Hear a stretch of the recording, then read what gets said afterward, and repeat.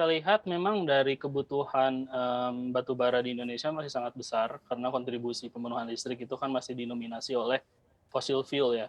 Kalau kita lihat, secara statistik memang 83% gabungan antara coal dan natural gas, mewakili,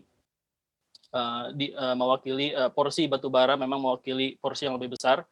Sehingga kalau memang, ada gangguan dalam, stok inventory di power plant, tentunya akan menjadi masalah. Dan kalau kita lihat pun,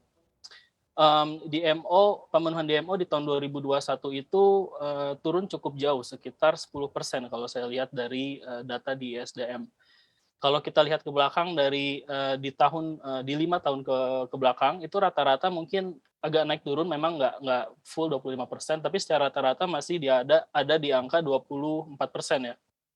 Jadi, menurut kita memang pemenuhan DMO di 2021 ini, harus disikapi secara, aktif sih oleh pemerintah. Jadi memang kalau menurut saya pribadi memang, pemenuhan, batu bara itu, masih sangat penting di Indonesia. Mhm.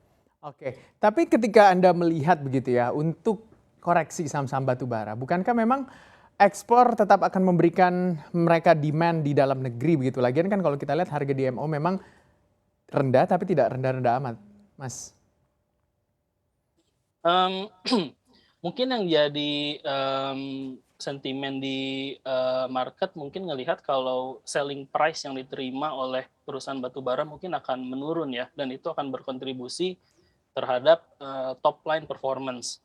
Karena kalau kita lihat untuk tahun 2022 ini secara volume, pemerintah mungkin akan menetapkan sekitar 5%, which is itu sedikit rendah dari asumsi kita sebelumnya di 8%. Untuk tahun 2022 pertumbuhan, produksi batu bara. Dan kalau kita lihat tentunya ini, jadi sentimen negatif sih. Kalau kalau saya lihat memang akan ada sedikit tekanan untuk, selling price yang akan diterima oleh beberapa, perusahaan batu bara. Karena, memang selisih kalau kita lihat secara, historical. Memang, penjualan di secara ekspor itu harganya selalu lebih tinggi dibandingkan dengan, rata-rata domestik. Dan kalau kita lihat pun, trennya sekarang, antara Newcastle dan, batu bara lokal di Indonesia itu, sudah turun dari bulan Oktober. Jadi kita lihat memang meskipun memang harga DMO-nya nggak rendah amat, tapi itu yang ditetapkan kan sebesar $70 itu harga ceiling price ya. Sedangkan untuk harga domestic coal sendiri itu sudah turun jauh di bawah $60 per ton saat ini. Jadi mungkin kalau misalkan, beberapa, perusahaan batubara dipaksa untuk menjual lebih banyak ke domestik, itu tentunya akan berdampak negatif terhadap selling price mereka. Melihat mungkin yang patut dicermati oleh Sobat Cuan ketika kita melihat di satu sisi sentimen batubara agak sedikit negatif begitu ya, apalagi utamanya mungkin larangan ekspor dengan pergerakan emiten-emiten batubara seperti apa?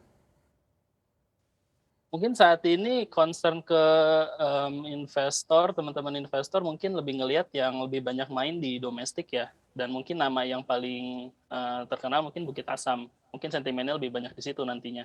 Tapi kalau terkait, memang beberapa, saham batubara hari ini agak hijau ya, memang karena masih banyak yang menganggap kalau, mmm, pemberhentian ekspor batubara ini nggak terlalu berpengaruh besar terhadap proyeksi earnings di 2022, sepertinya sih seperti itu. Karena memang semuanya sudah priced in, dan kalau kita lihat juga, memang harga batubara saat ini sudah mulai normalize di 150 ya, dari puncaknya sekitar 270 di bulan Oktober.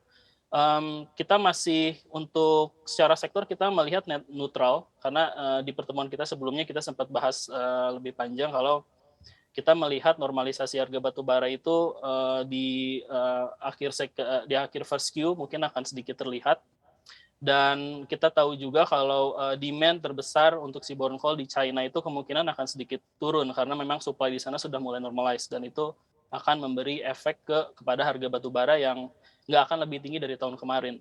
Jadi kita lihat sih kalau kalau melihat dari, berita yang sekarang lagi gencarnya terkait penghentian ekspor, mungkin beberapa emiten yang lebih fokus ke domestik itu yang lebih perform sih.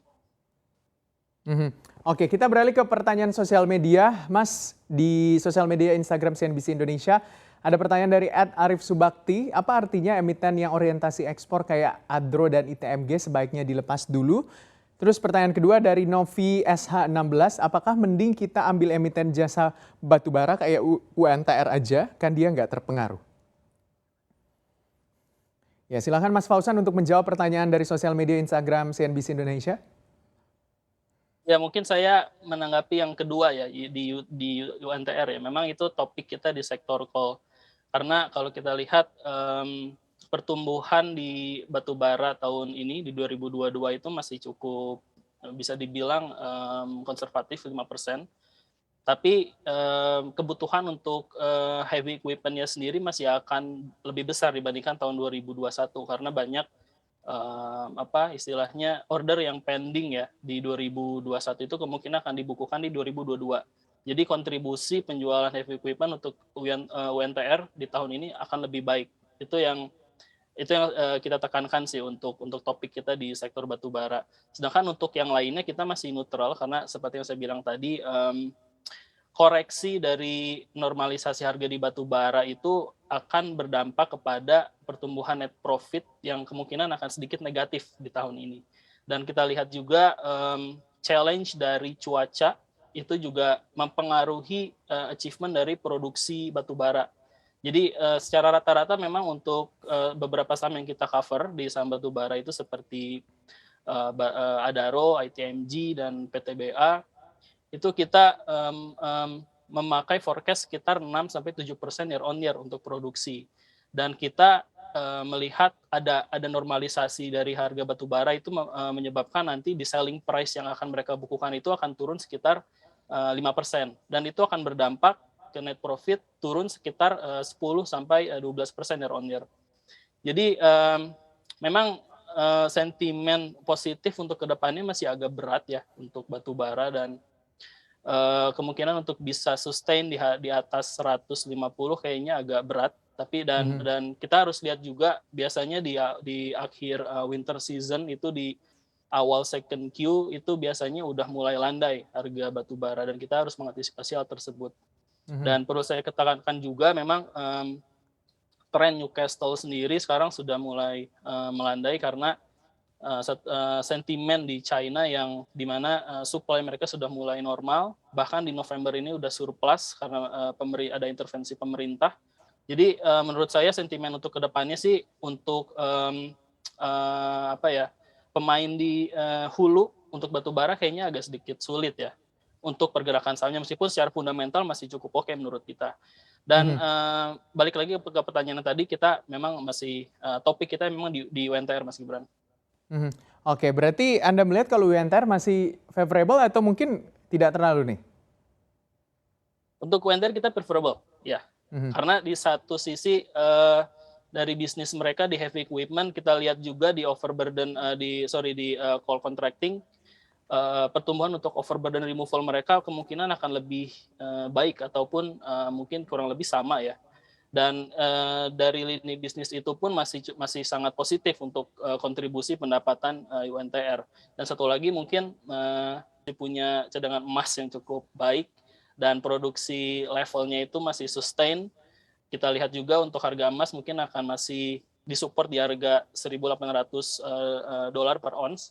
Dan itu masih menjadi kontribusi yang cukup baik sih untuk menopang lini bisnis UNTR yang lainnya. Jadi kita masih positif. Untuk para sobat cuan, tapi orientasinya memang jangka panjang. Tepatkah jika koreksi ini justru menjadi momen untuk koleksi atau tantangan dari pemakaian energi hijau membuat sektor ini juga nggak favorable untuk long term? Ya, kalau saya boleh kutip beberapa data yang kita collect, memang secara long term itu masih jadi challenge ya, terutama untuk beberapa international fund yang udah mulai mengimplementasikan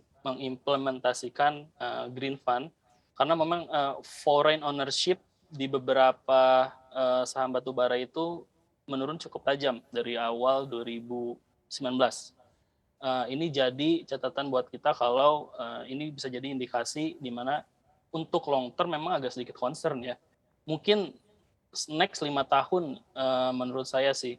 Karena satu ESG faktor betul kata Mas Gibran, memang banyak fund yang lebih relate ke ESG point, dan kita tahu memang batu bara itu, secara overall utilisasinya sangat berdampak negatif ya terhadap, lingkungan gitu. Tapi di satu sisi sosial dan governance itu untuk beberapa, perusahaan batu bara di Indonesia itu sangat baik. Dan perlu saya tekankan juga fundamentalnya pun menurut kita masih sangat oke, dan, mereka masih punya cash yang sangat besar, mereka punya debt level yang di-maintain secara, secara disiplin begitu, dan mereka juga punya cash operation yang cukup, besar. Dan kita tahu beberapa, perusahaan batubara di Indonesia juga sudah mulai, diverse, bisnis mereka di batubara ke arah yang lebih, hijau ya, seperti renewable di solar PV. Kita tahu juga ada proyek gasifikasi, tapi mungkin kita belum memproyeksikan hal tersebut ke target price kita karena masih masih on track dan masih in feasibility study ya. Tapi secara garis besar memang concern ke depan itu, bisa dibilang agak sedikit menantang untuk sektor batubara, khususnya di saham ya, di pasar modal, seperti itu. Kita melihat untuk di-collect saat ini, oh ya mungkin yang kedua, yang agak menarik memang di satu sisi yang lain valuasi saham batubara itu sangat, secara sektor itu murah. Karena kita lihat saat ini masih rata-rata mungkin trading sekitar 6 kali PE. Kalau kita lihat di rata-rata 5 tahun terakhir itu udah 9 kali, which is masih di bawah standar deviasi ya. Dan memang ini sangat menggoda buat di-collect gitu. Untuk trading, mungkin bagi yang paham untuk secara teknikal dan mereka yang udah terbiasa untuk ngelihat chart, mungkin bisa ngelihat momentum yang baik, menurut saya untuk trading masih cukup oke sih. Tapi untuk long term, ESG factor itu, bisa jadi isu yang utama nantinya. Jadi, untuk short term masih oke sih Mas Gibran.